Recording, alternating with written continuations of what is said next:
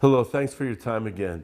As we're looking at the letter written by Peter to the churches, we realize that he's wanting the people to be blessed. And he talks here in 1 Peter chapter 3 about the correlation between our obedience to God and resisting evil and sin and releasing the blessing of the Lord in our lives. It's so important that we're careful how we walk.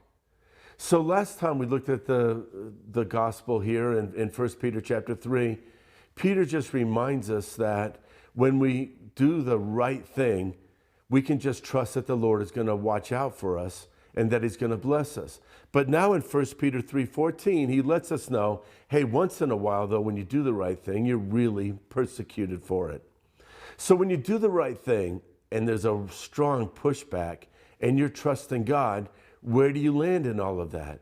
And Peter here suggests to us that in the middle of the persecution, we need to continue to rejoice.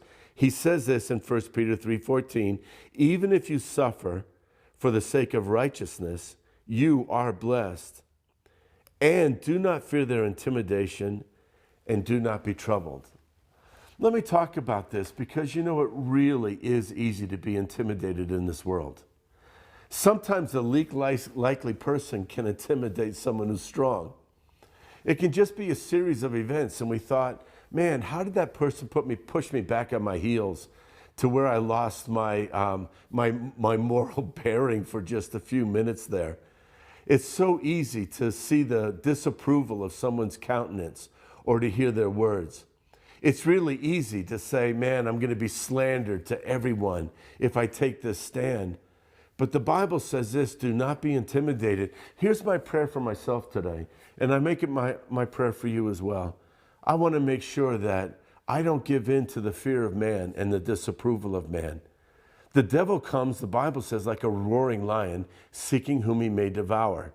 Sometimes when we do the right thing, the pushback is so intense.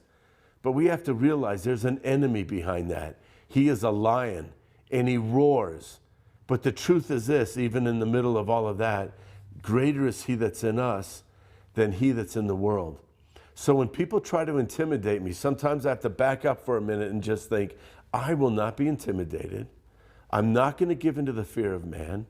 The only one I truly fear is the Lord. I want his blessing. I will do the right thing.